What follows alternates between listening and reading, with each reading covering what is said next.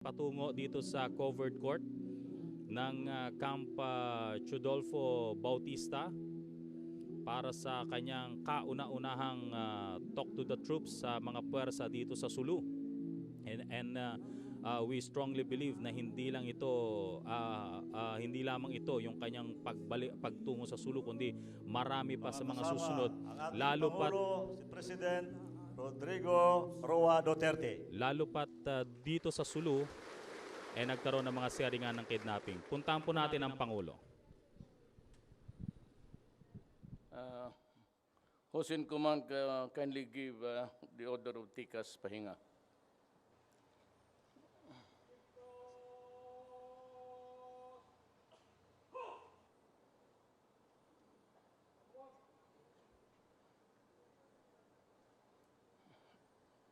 Let me begin by just giving you a very simple story on how war would affect our lives. Ang nanay ko po ay mestiza, Maranao. Ang lola ko ang Maranao. Lolo ko Chinese, yung galing talagang Xiamen. But my father is Cebuano. We trace our lineage from the father, so Cebuano ako, but I never stayed there for a moment. Then, ang anak ko, yung vice mayor ngayon, nag-asawa yan ng Moro lady. Ang nanay niya, Maranao, ang tatay niya, taga dito, Tausug, Sangkola ng Hulo. Alam mo, noon pa, I was a prosecutor, nasasaktan ako na makikita ko yung gera na, especially yung dito. Di iba yung sa Communist Party of the Philippines. Na may mga pinsan ako na iminilef noon dyan sa Lanao. And I would always say, kailan pa itong matapos itong gera na to? Because basically, walang tao na gustong pumatay at mamatay. Di ang problema nito, may mga tao na gusto nila ang ibang paraan, just like the Communist Party of the Philippines. Kunin nila ayaw ng eleksyon, kundi force of arms. Yun ang naka-diferensya. Because we really do not believe in killing people just to get control of government. You have to have, sino bang maniwala na maging presidente ako? What's how destiny of this planet go? Andito naman sa alam nila yung mga Moro na ang anak ko, mga Tausog. Kaya lang, may diferensya tayo. So, ang trabaho ko when I became president was really to seek peace, not war. At inumpisahan ko na kaagad yung peace talks, pati yung mga tao dito, pati kay Noor, kilala kami matagal na. I've been telling him, Noor, can we just talk about, tapos maghanap tayo ng paraan kung paano. So with the Communist Party of the Philippines, as a matter of fact, wala nang nakalam, not even Secretary Lorenzana, bigla na lang silang na-surprise that I will declare a truce. Yun gusto kong ipakita sa kanila. Na without their urging, without their asking for it, binigay ko na kaagad to show good faith na gusto kong pag-usap tayo ng mapayapa. Yung nag-iba ang isip ko because one day, sabi ni Secretary of Defense, marami naman nangamatay mga sundalo at injured seriously because of getting blind. Sabi ko, anong klase ito? So I decided to leave. Pasok agad sila ng statement na sana, kagabi pa man sana, i-ceasefire na rin namin. Sabi ko, huwag mo akong lukuhin. So, yun ngayon. But we are still pursuing the talks with or without season. Dito, ready na kami, I don't know, but it would come within this month. na sila Duresa, and the guys na sa government panel, tutok to Nor, at kung maaari isabay ko na lang kasi magastos yung isa't isa. Pwede naman yung in the discussion, half of the discussion with Nor and half of the discussion would be with the MILF. So, may sabi ko, in the meantime, huwag ninyong do not. But the problem is itong Abu Sayyaf, or I really don't know whose identity for what. Kasi hindi naman, I have been talking to Nor, sabi niya, sige lang, ba't hindi ko kasi kaya itong minsan. Well, anyway, sabi ko, those who want to destroy us, then you have to destroy. We not only fight, we destroy. Kaya kung hindi, wala naman mangyari. Wala naman kausapan. Ako, anytime, I can sit down and talk peace to them. And anytime I can request the armed forces of the Philippines to just stay put. Ang problema sila. Ngayon, itong mga komunista, kung if it is to their favor, Geneva Convention, treatment of prisoners. Pag hindi sang-ayon sa kanilang fighting stance, using the landmines, walang Geneva Convention. Sabi ko, kung ganon kayo, wala talagang kapayapaan to. Sabi ko, you started the war 45 years ago. Do you want to continue for another 45 years? Sabi ko, kami sa gobyerno, gusto namin. Kayo. Ito kayong mga taga-Tausog, mga taga-Hulo. Alam naman ninyo yan, baski saan. Lahat ang Tausog sa Davao may deputy mayor. Lahat tinutulungan ko doon. Kasi ayaw ko ng gulo. At yung marinig ko na inaapi-api kayo, gusto ko tabla tayo. Ako by Dugong Moro, kuya naman siguro, naintindihan ninyo yan. At pwede ba tayong mag-usap? In the meantime, we do not fight. But pag inatake yung mga sundalo ng gobyerno, wala akong magawa. Kisa kami yung mamatay, di kayo na lang. Mahirap man yan na sabihin ko sa kanila, tanga ka lang dyan kasi may ceasefire. So you have to be very vigilant, of course, the soldiers of the Republic. And sa lahat ng bagay na kailangan ninyo para manalo kayo, iibigay ko. Sa panahon ko, wala kayong problema. Okay na ang bayan natin sa akin. Hinahabol ko na lang ang droga. Kasi dyan, sinisira talaga ang aking. Yung mga overseas workers, namamatay sila sa trabaho, papadala ng pera dito, kalain lang nag-aaral yung anak na they think that it is spent for education, long before they knew na nalulong na pala sa droga or biktima ng durugista. Either hold up, rape. Hindi ko maintindihan kasi ito minsang sitwasyon natin. But I would not want to criticize again anybody. I was just giving a retort of what I heard. But I'm sorry, I'm not ready to entangle. Pero ito lang, along the way, sabi nila sige sila count dyan, 1,000 na halos ang namatay. Bakit? Ilan ba ang Pilipinong inosente na namatay in the wake of this drug crisis? Ako sa Davao, talagang sinabi ko, pag ikaw'y drogista, hold-upper, kidnapper, talagang papatayin kita. At talagang pinatay ko. Huwag na tayo magbulahan dyan. And Davao was able to grow a little bit. It is now a progressive city. Na-maintain ko yung control, even din now president. Mabuti naman si Inday yung anak kong naging mayor. At least yung mga hold. Happy lahat kasi kami doon, Maranao o Tausog, because they can go to me anytime.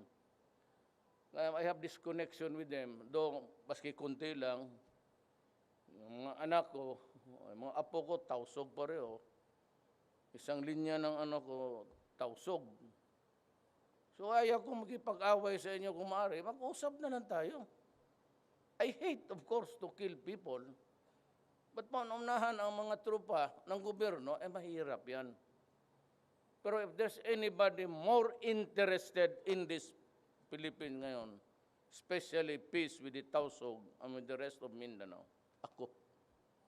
Wala na sigurong presidente after me na unless you elect a Moro president. Sana panahon na. Pero sabi ko, para makauwi na lang itong mga trupa, baski ganun sila, they enjoy the peace of the land, they can go back to their families. Pati sila, worried dyan. May mga pamilya na iwan yan. May nandoon yung drug sa Mindanao, sa Manila pinakamalakas, and even in Mindanao.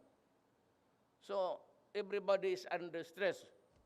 Mag-isip pa sila dito kung paano na gawin trabaho nila. Mag-isip pa sila doon na iniwanan nila mga pamilya nila. Inaakyat ang bahay, nire-rape, pinapatay yung mga bata, o hindi inaatsa. So, I pose this question. Ilang namatay sa itong gera na ito sa droga? At ilang na namatay na itong rebellion sa Mindanao? Mag-usap na lang tayo, then we can have a demarcation kung ano ang gusto niyo. But we cannot return to you. Kasi napunta kami ng Mindanao, tatay ko, binata pa, nakapag-asawa ng Mindanaoan. So, hindi na kami pwede, mga Kristiyanos dito, wala nang mauwian doon. Migrants na yan eh. So we have to understand each other, for after all, only because of religion, daradala ng mga Espanyol, ang Islam dito sa Mindanao. But Islam was ahead, I said, almost 65 to 70 years. Ang Islam nandito na sa Mindanao. Naintindihan ko yan. O sa akin medyo na inaagaw sa inyo, hindi agawin yan kasi nandito na kami pinanganak. Ano ba naman ang kasalanan namin?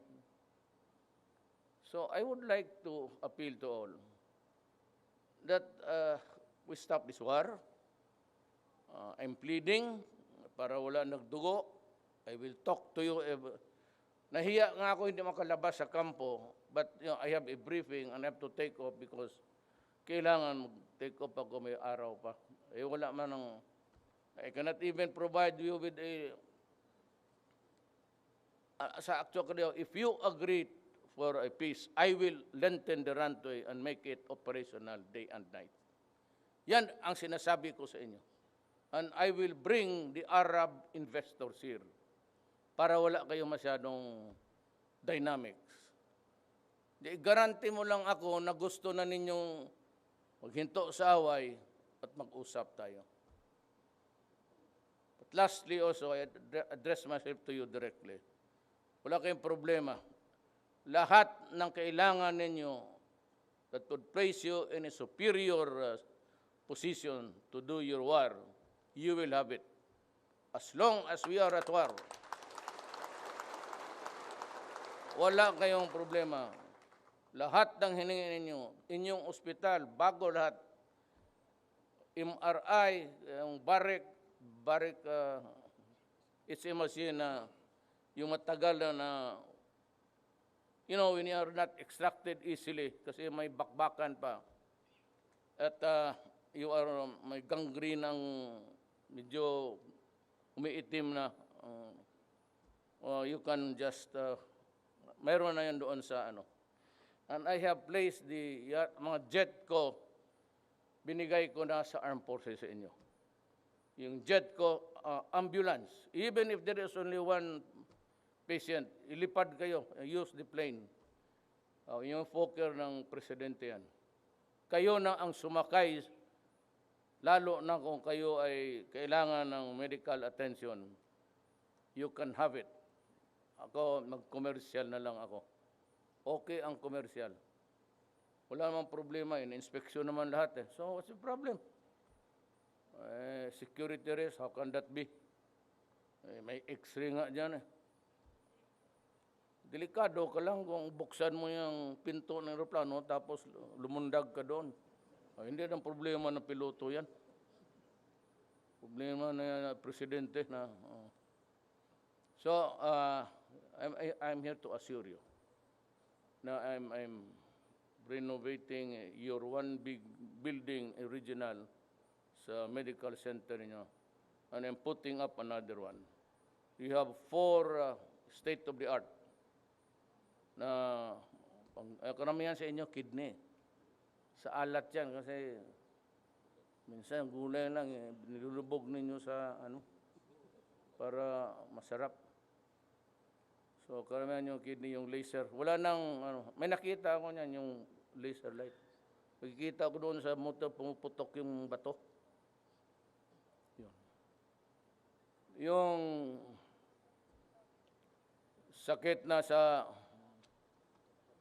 utid, punta yan na. Pa-injection ka na sa doktor mo. Iwakap.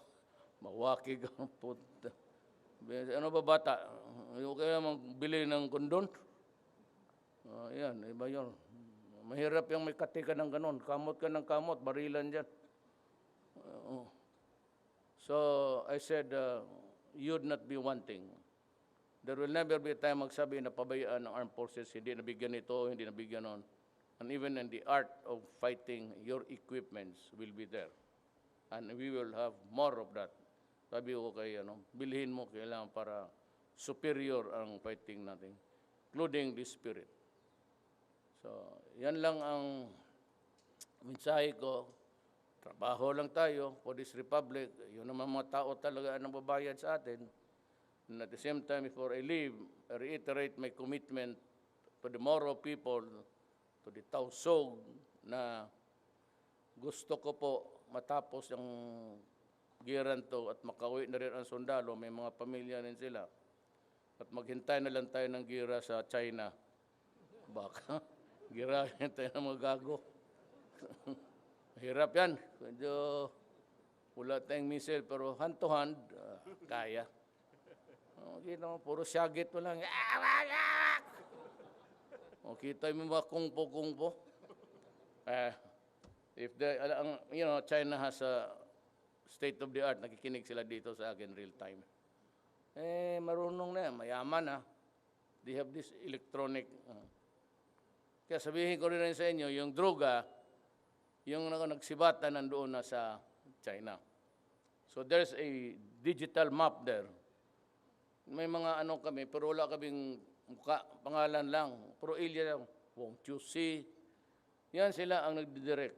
Tawag lang, pag na yan, makikita na nila ang mapa. I-zoom in mo sa tundo, pandakan.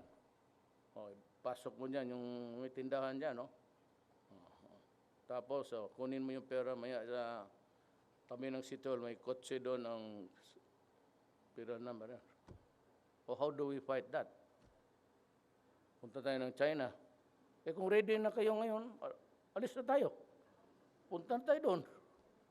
Kung kaya natin. But it's not the devolved. Kaya sabi nga ni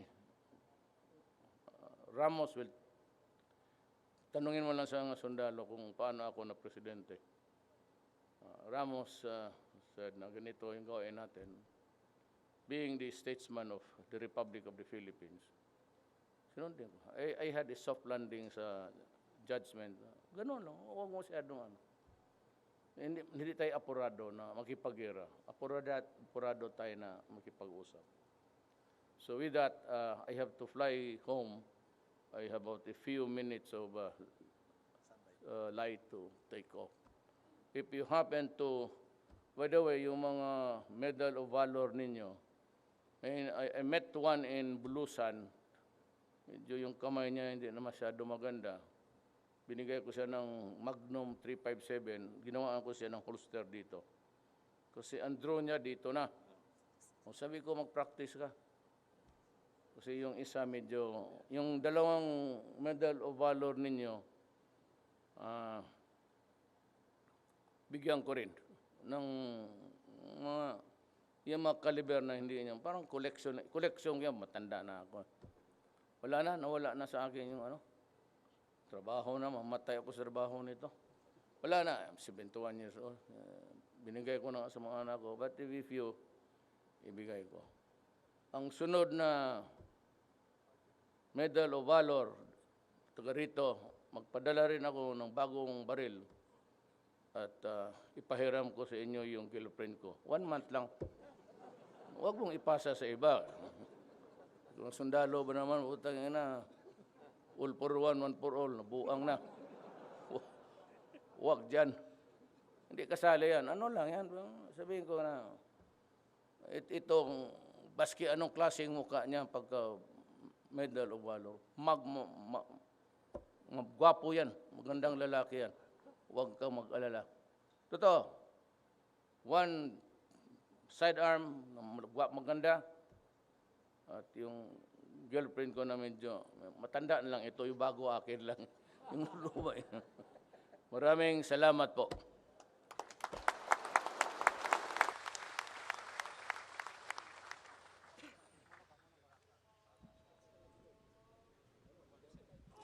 Talaga nga namang hindi nawawala ang mga wit nitong si Pangulong Rodrigo Roa Duterte sa tuwing ang siya ay nagsasalita sa mga tropa mula doong kanyang sinimulan ang mga pag-iikot. Eto, umiikot pa ang Pangulo dito sa tropa matapos yung kanyang pagsasalita. Ikutin niya ang